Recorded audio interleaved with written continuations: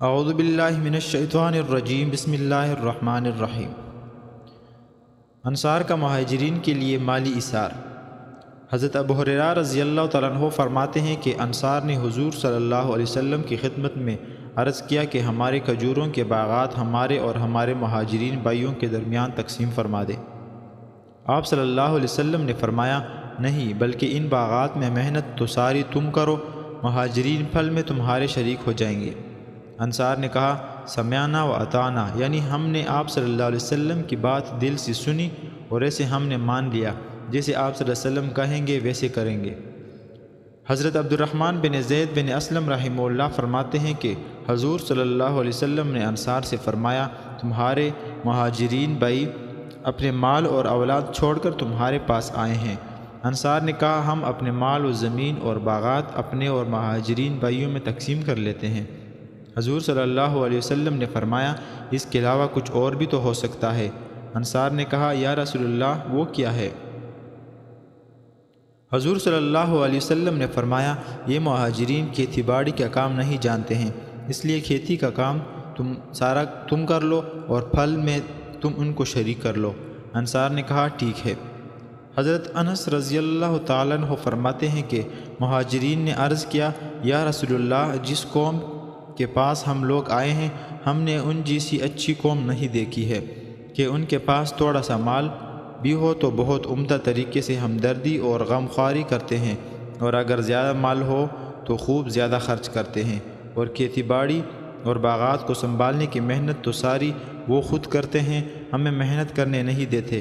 اور پھل میں ہمیں وہ اپنا شریک کر لیتے ہیں۔ ہمیں تو یہ خطرہ ہو رہا ہے کہ وہ سارا ثواب لے جائیں گے۔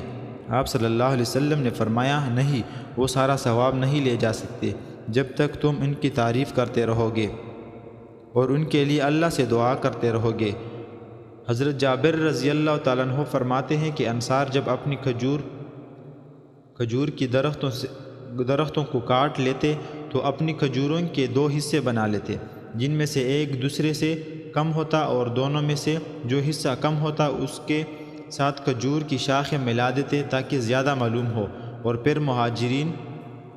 مسلمانوں سے کہتے کہ ان دونوں حصوں میں سے جون سا چاہے لے لو، تو جذبہ ایثار کی وجہ سے وہ بغیر شاخوں والا حصہ لے لیتے جو دیکھنے میں کم نظر آتا لیکن حقیقت میں وہ زیادہ ہوتا تھا۔ اس طرح انصار کو شاخوں والا حصہ مل جاتا جو دیکھنے میں زیادہ نظر آتا اور حقیقت میں کم ہوتا تھا۔ فتح خیبر تک ان حضرات کا آپس میں یہی اثار والا معمول رہا۔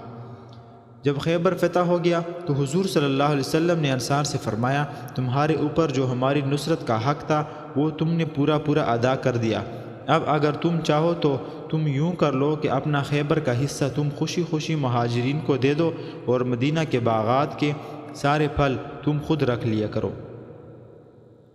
اور مہاجرین کو اور اب ان میں سے کچھ نہ دیا کرو، یوں مدینہ کا سارا پھل تمہارا ہو جائے گا اور خیبر کا سارا پھل مہاجرین کا ہو جائے گا۔ انصار نے کہا، ہمیں منظور ہے۔ آپ صلی اللہ علیہ وسلم نے ہمارے ذمہ اپنے کئی کام لگائے تھے اور ہماری یہ بات آپ صلی اللہ علیہ وسلم نے اپنے ذمہ لی تھی کہ ہمیں اس کے بدلے میں جنت ملے گی، تو جو کام آپ صلی اللہ علیہ وسلم نے ہمارے ذمہ لگائے تھے وہ ہم نے سارے کر دیے، اب ہم چاہتے ہیں کہ ہماری چیز ہمیں مل جائے۔ حضور صلی اللہ علیہ وسلم نے فرمایا، وہ جنت تمہیں ضرور ملے گی۔ حضرت انس رضی اللہ تعالیٰ عنہ فرماتے ہیں کہ حضور صلی اللہ علیہ وسلم نے انصار کو بلایا تاکہ ان کو بحرین کی زمین دے دیں، تو انصار نے کہا کہ ہم بحرین کی زمین تب لیں گے جب آپ اتنی ہی زمین ہمارے مہاجر بھائیوں کو بھی دیں۔